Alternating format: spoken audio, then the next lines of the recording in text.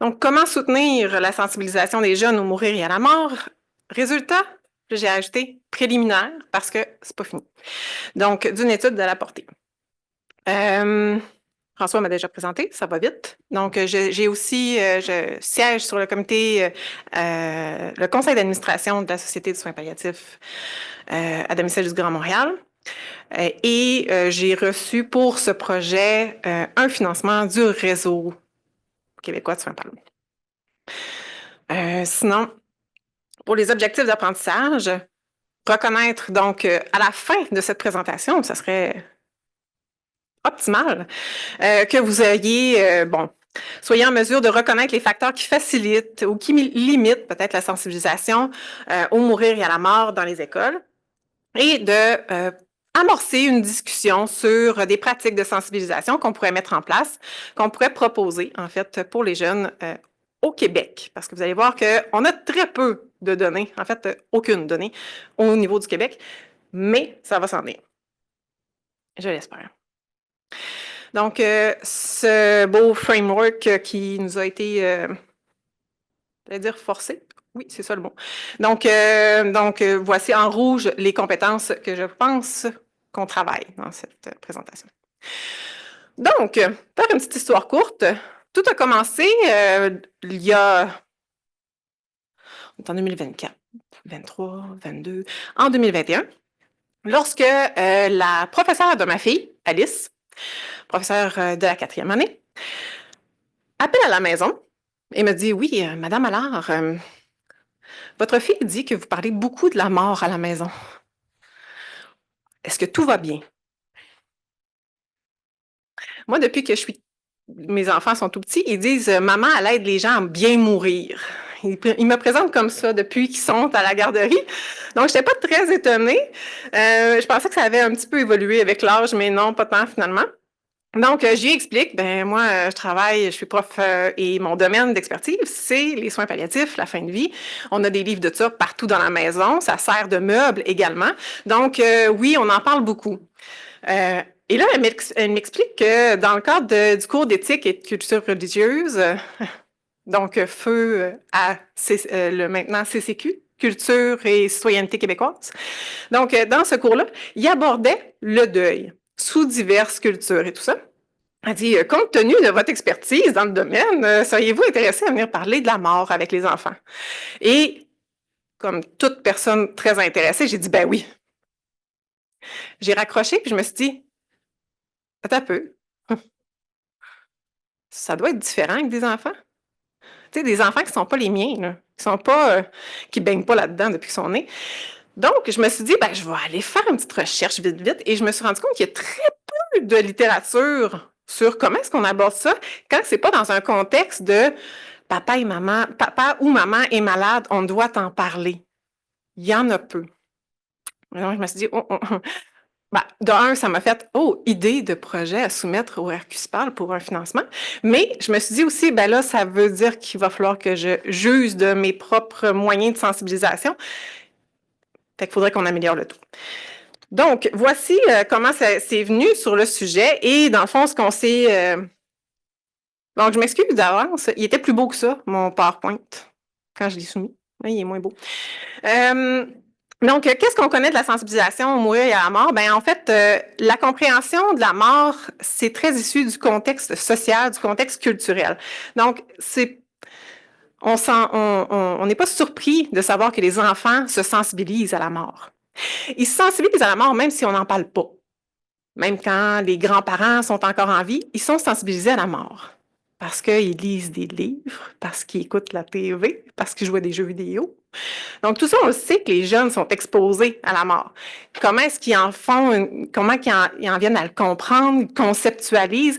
On sait aussi qu'en fonction des stades de développement, de l'âge, il y a de la place en avant. Donc, bon. Puis, on sait aussi que l'école, elle a un rôle dans l'éducation et la sensibilisation à certains sujets. Puis là, j'ai dit des sujets sensibles, mais on peut penser récemment à tout ce qui est identité sexuelle, de genre. Je sais que mes filles, en ce moment, moi, à l'école, ils voient tout ce qui est agression sexuelle. Donc, c'est des sujets que je qualifie de sensibles avec des guillemets, mais qui sont importants et qui sont abordés dans les écoles. Donc, pourquoi pas la mort? Quand je suis allée aussi dans les écoles, parce que là, maintenant, c'est routinier, hein, c'est annuel, cette visite dans les écoles. Et maintenant, on est rendu au secondaire aussi. Donc, les enfants, ils veulent en parler, mais les enseignants se sentent pas du tout outillés. Donc, il n'y a pas de guide de pratique, il n'y a pas de ligne directrice qui viennent du gouvernement, comme pour ce qui est des identités de genre et sexuelles. Donc, on s'est dit, ben, on va se faire une belle équipe. Donc, on s'est créé une belle équipe de co-chercheurs. On a obtenu du financement. On a une belle équipe aussi d'auxiliaires de recherche. Clémence, je ne sais pas où est-ce qu'elle est. Salut, Clémence. Donc, voilà. Donc, les questions de recherche qui ont guidé, ben, quelles sont les perspectives des jeunes, des parents et des intervenants des milieux scolaires quant à la sensibilisation au mourir et à la mort? Quelles sont les pratiques en matière de sensibilisation au mourir et à la mort? Quels sont les facteurs qui favorisent ou entravent la sensibilisation des jeunes au mourir et à la mort? Si vous allez voir sur le beau petit code QR, c'est notre protocole complet. Fait qu'il y a une diapo sur la méthode. Celle-ci. Le reste, vous irez le lire. Donc, on fait vraiment une revue de la portée. Selon les 6 étapes de l'EVAC, on a fait les étapes 1 à 4. La 5 est en cours, donc tout ce qui est analyse. Et la 6 va être la consultation des experts qui va suivre sous peu. Au niveau des résultats préliminaires, ben là, en fait, quand on a lancé notre stratégie de recherche, qui d'ailleurs se trouve dans le protocole qui a été publié, on a obtenu 9260 articles qu'on a screenés manuellement. Donc, maintenant, l'intelligence artificielle va peut-être nous aider, mais là, on l'a encore fait manuellement. Donc, on l'a screené manuellement. On va être à la recherche d'autres articles à partir des références de ces articles-là. C'est dans la prochaine étape également. Et on est en revenu, après toutes nos étapes de screening, à 33 écrits. Les résultats préliminaires que je vais vous présenter actuellement se basent sur 30 écrits, parce que les 3 autres écrits sont des chapitres de livres et ça nous amenait à une analyse complètement différente. Donc, on s'est focusé sur les 30 écrits. Donc, résultats préliminaires de la description des écrits. Vous allez voir, c'est assez descriptif pour ce premier niveau-là. Ça a été intéressant de voir, de remarquer en fait qu'il y a certains groupes d'auteurs qui reviennent dans plusieurs publications. Et même qu'on a plus qu'un quart des publications qui étaient publiées par, qui avaient, non, c'est pas vrai. Il y avait plus d'un quart des auteurs qui avaient publié pour 2 à 4 écrits. Et quand on regarde après ça, il y en a plusieurs qui arrivent dans d'autres écrits également, donc à la fin, dans le milieu et tout ça.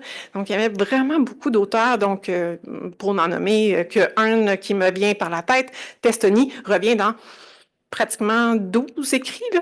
Donc, c'est vraiment une auteure phare dans la sensibilisation. Et on reviendra. Donc, et pour ce qui est des domaines de recherche, on voit une certaine différence santé et éducation qui revient assez souvent. Et aussi, au niveau sciences sociales, on avait psychologie, on avait la communication et la bioéthique qui revenaient. On voit une progression dans l'intérêt des publications sur la sensibilisation au mourir et à la mort d'année en année. Et je me suis amusée à vous montrer aussi, parce qu'on a des écrits qui sont plus théoriques, plus sur les perspectives des jeunes, des parents et des intervenants sur la sensibilisation, mais on a aussi des pratiques, donc des écrits d'intervention qui ont été publiés, et ça aussi, c'est en augmentation. La plupart de nos écrits proviennent de l'Europe, grosse majorité. Ça va faire du sens quand je vais vous arriver plus tard avec des aspects sur le cadre.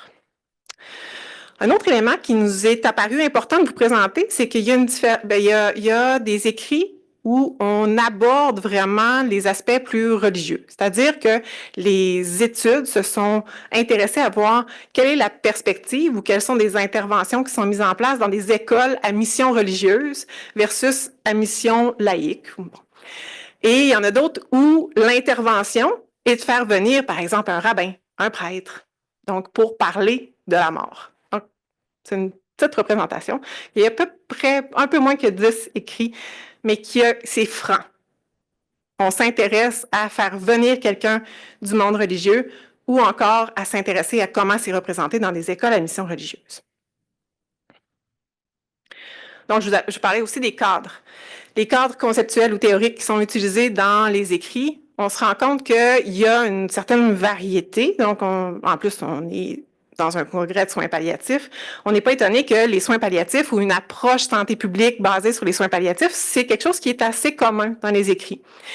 Mais deux grands angles se sont profilés quand on regardait. C'est le Death Education et le Pedagogy of Death. Ils sont vraiment présentés comme deux choses différentes. Le Death Education, c'est vraiment dans le monde anglophone davantage, et le Pedagogy of Death, c'est une tradition plus européenne centrale, à peu près.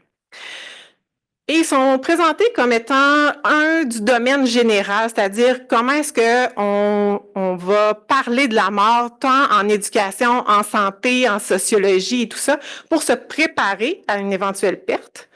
Donc, on y va plus en réponse à une perte à venir, alors que de l'autre côté, c'est une discipline spécifique. Donc, la Pedagogy of Death, ça serait une discipline spécifique qui étudie l'éducation à la mort, afin de vivre une vie consciente de cette finitude-là. Donc, c'est deux ancrages différents, mais qui fait en sorte que les interventions qui sont proposées sont un peu influencées aussi de ces cadres-là.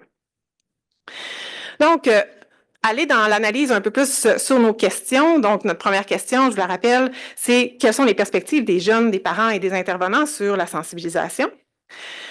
Et quelque chose qui nous a été qu'on a rapidement vu, c'est que la question se pose à savoir, est-ce que l'éducation à la mort, c'est du domaine familial ou c'est du domaine scolaire? Et c'est pas clair. Par contre, vous allez voir que les jeunes, eux, c'est clair. Ça devrait faire partie du milieu scolaire. Pour ce qui est des parents et des intervenants, eux se posent la question. C'est pas à la famille de parler de ça? Des ancrages un peu, ça vient avec la religion, ça vient avec la culture de la famille, la façon de voir la mort. Et de l'autre côté, ben, on n'a pas la formation pour parler de ça avec les enfants, donc pourquoi ça serait à nous de le faire? Donc, c'est vraiment ces deux ancrages-là. Et un autre élément aussi qui nous est apparu, c'est qu'il y a des variables socio-démographiques qui influencent la façon dont les gens pensent à la sensibilisation. C'est-à-dire que les femmes, que ce soit chez les jeunes filles ou les femmes intervenantes ou les parents, étaient plus favorables à la sensibilisation au mourir et à la mort dans les écoles. Les personnes qui sont plus âgées, même les adolescents plus âgés, étaient plus favorables à ça également. Sinon, les personnes qui ne s'associent pas à aucune religion étaient plus favorables à la sensibilisation. Au niveau des jeunes, on avait 3 écrits qui étaient spécifiques sur la perspective des jeunes quant au mourir à la mort. Et ce qu'ils disaient, c'était qu'ils ont peu d'occasions de parler ouvertement de la mort dans leur vie personnelle et l'école serait un mon Dieu de beau milieu pour en parler. Donc, et exprimer ouvertement leurs émotions, poser des questions, et ça sans pression religieuse. Les enfants, les jeunes. Les jeunes disaient également que ça serait nécessaire d'avoir ces discussions-là ouvertes à l'adolescence, mais que ça serait également possible de l'introduire plus tôt, soit au niveau du primaire.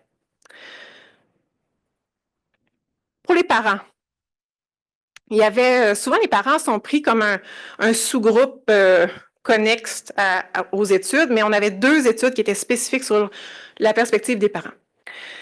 Et ils se disent favorables, tout en se posant la question, mais ça ne devrait pas être à nous de faire cette introduction-là. La question se pose, mais ils se disent généralement favorables, mais avec certaines conditions ou recommandations, c'est-à-dire qu'il faut que ce soit une approche donc sans aspect religieux. La religion étant davantage du domaine familial. Donc, il faudrait que si c'est implanté à l'école, on ne parle pas de religion. D'intégrer dans des cours dédiés en sciences, en littérature, donc d'apporter ce thème-là de la mort dans ces cours-là, ou encore dans des projets pédagogiques dédiés, comme une visite au théâtre, ou encore une visite dans un hospice ou un cimetière. Donc, dédié. Donc, on fait une sortie de groupe, puis on s'en va au cimetière, puis on va voir, puis on va parler de la mort. Donc, c'est vraiment un projet pédagogique. Importance d'avoir une ressource psychologique également en place si on veut aborder ça. Coordonner aussi, puis informer les parents. Sur les sujets qui vont être couverts, la façon dont ça va être couvert, la façon dont ça va être abordé et les ressources qui sont disponibles pour soutenir. Et aussi former les parents. Ça ne veut pas dire que parce que l'école est prête, les parents sont prêts, mais eux autres aussi, ça leur prend de l'information sur comment l'aborder par la suite, parce que vous savez tous, les enfants, ils apprennent des choses à l'école, ils reviennent le soir, ils disent « Maman, j'ai appris ça ». Et là, oh, oui, comment est-ce que je capte cette information puis je vais plus loin? Donc, il faut former aussi les parents. Au niveau des perspectives des intervenants, on avait plus de littérature là-dessus. La question se pose encore, les intervenants ne sont pas tout à fait sûrs, là, il va falloir que tu me dises aussi combien de temps il me reste, ne sont pas tout à fait sûrs à savoir... 5 minutes. Oh boy. Oui, ils ne sont pas tout à fait sûrs. Donc, si c'est du domaine de l'éducation, ils se posent des questions à savoir, est-ce qu'il faut être proactif? J'en parle-tu quand tout va bien ou j'attends qu'il y ait un enfant malade, qu'il y ait un parent d'un enfant dans la classe qui est décédé pour, justement, en parler? Est-ce qu'il faut que j'en parle de manière proactive ou que j'attends qu'un enfant pose une question qui... pour un sujet qu'on n'avait pas pensé aujourd'hui. Donc, et il parle beaucoup du manque de formation. Manque de formation des enseignants, mais c'est drôle parce que de l'autre côté, ils disent on manque de formation, mais on se sent compétent à le faire. Donc, mais il faut le voir en fait en fonction de tout le monde, ça touche tout le monde, la mort. Donc, dans ce sentiment de compétence en tant qu'humain, je suis capable d'aborder, je serais en mesure de le faire, toutefois, ça me prendrait des outils. Donc, moi, c'est de la façon que je le vois. Manque de matériel didactique ou d'implication, en fait, du politique pour atterrir les choses. La question numéro 2, c'était quelles sont les pratiques qu'on a en matière de sensibilisation? Et c'est une pluralité. Donc, il y a des visites dans des lieux, des cimetières, justement des maisons de soins palliatifs. Il y a des productions écrites, l'utilisation de films, l'utilisation de l'art. Fais-moi un dessin sur qu'est-ce que ça représente la mort. Il y avait beaucoup de ces choses-là. Il y avait beaucoup de jeux de rôle, de discussions, de débats. Et souvent, dans une même pratique, il y avait plusieurs types d'activités. C'est-à-dire, on commence avec réponds ou fais-moi un dessin. On fait une petite conférence théorique, c'est-à-dire un expert vient nous parler de ça et on finit ça avec une discussion de groupe. Donc, il y avait comme une multitude d'activités qui étaient faites dans une même pratique de sensibilisation. La durée des interventions, j'avais voulu faire un beau chart. J'étais pas capable. Donc, grande variété, variabilité. Souvent, c'est plus qu'une séance, c'est-à-dire on commence avec quelque chose, on poursuit la semaine d'après encore. Environ 1 à 2 heures par séance pour bien aborder le tout. Et ça s'étirait, dans la majorité des cas, sur 2 mois à peu près. D'autres pratiques, ça va sur 1 année. Mais ce que j'ai vu majoritaire, je vous dirais, c'est à peu près 2 mois. La population cible, c'était davantage au secondaire, quoique on avait quelques pratiques au niveau du primaire également. Donc, ils abordaient aussi, puis là j'ai mis, vous allez voir, le M15 avec une petite étoile. Pourquoi? C'est qu'il y a des écrits qu'on a trouvés qui parlaient de la même pratique, mais dans 2 écrits différents. Fait que moi, je les ai coupés. Fait que je vous dirais que N13, à peu près, à partir d'ici. Donc, on fait appel aussi à des psychologues, on fait appel à des membres de communautés religieuses, donc en orange, là, c'est vraiment des communautés religieuses qui ont été appelées. On fait appel aussi à des experts en soins palliatifs, chercheurs, mais aussi des milieux cliniques en soins PAL, pour venir parler justement de la mort avec les enfants. La question 3, c'était quels sont les facteurs qui favorisent ou qui entravent la sensibilisation. Et d'un côté, on a, bon, justement, la formation des enseignants, leur motivation à le faire également. Les interventions qui portent sur le savoir expérientiel. Les enfants demandaient, moi, mais ma prof a déjà vécu une perte. J'aimerais ça qu'elle m'en parle. pour dire comment est-ce qu'elle a vécu, c'est quoi les émotions qu'elle a vécues. C'est-tu normal que moi, je vive des émotions aussi de telle façon? Des participations artistiques. C'était vraiment ce qui était demandé des étudiants, des jeunes également. Organisation, toute pratique devrait passer par les parents également. Au moins les avertir, les informer de ces pratiques-là. Il y a des variables en fonction du sexe des enfants, de l'âge. Donc, les jeunes filles étaient plus favorables, l'âge, s'il était plus âgé, était plus favorable à en parler également. Au niveau des facteurs contraignants, mais au niveau de tout ce qui est préjugés, compréhension, donc les enseignants qui disaient, ben les enfants, ils comprennent pas la mort.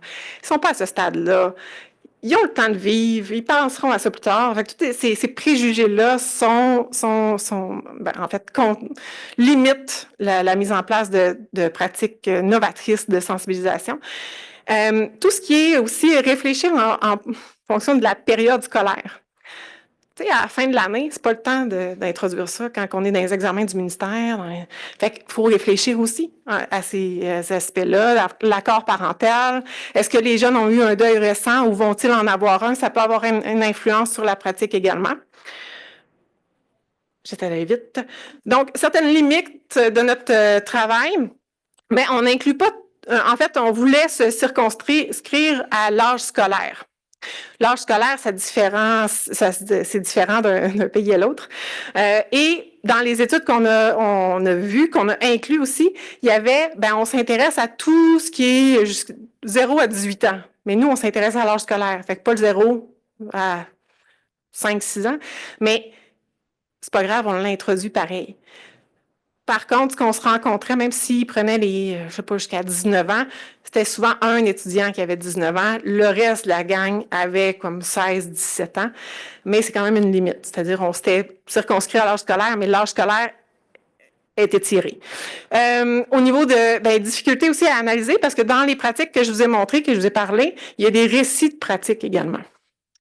Un récit de pratique qui a moins de jus méthodologique, moins d'analyse, moins d'évaluation de l'effet des interventions. Fait que, comment comparer un récit de pratique puis une intervention contrôlée? Difficile. Au niveau aussi des risques d'élimination des écrits qu'on a trouvés pertinents, c'est une scoping review, on l'a fait à double aveugle, mais ça se pourrait qu'on ait manqué un écrit. T'sais. Donc, et on a aussi fait le choix de couper tout ce qui était des interventions de soutien de deuil. Fait que, qu'est-ce qu'on fait avec ça? Je sais que moi, quand je vais aller voir à l'école de ma fille dans quelques semaines, je vais assurément m'assurer. Je vais leur demander de faire un dessin. Ça, c'est quelque chose que j'avais pas fait dans les premières fois. Faire un dessin. Ma fille qui est rendue plus grande, là, j'en ai 3. Celle qui est rendue plus grande, qui est rendue au secondaire, l'école secondaire m'a comme interpellée puis dire, seriez-vous prête à en venir en faire, mais au niveau du secondaire? Ben oui. Là, maintenant, je suis un petit peu plus outillée. Mais il faut réfléchir à où est-ce que les enfants sont, puis il faut les capter leur attention. Fait que je vais probablement y aller avec, en fait, un clinicien en soins pal, parler justement de ce que c'est que les soins palliatifs, de ce que c'est que le mourir, la mort, parler, puis leur parler, mais aussi les écouter. Parce que c'est ça qu'ils ont besoin. Se faire écouter sur leurs émotions, ce qu'ils comprennent, puis qu'on les corrige s'il y a des choses qu'ils pensaient, mais que finalement, c'est pas la bonne chose. Donc, voilà. Puis sinon, stay tuned pour d'autres projets.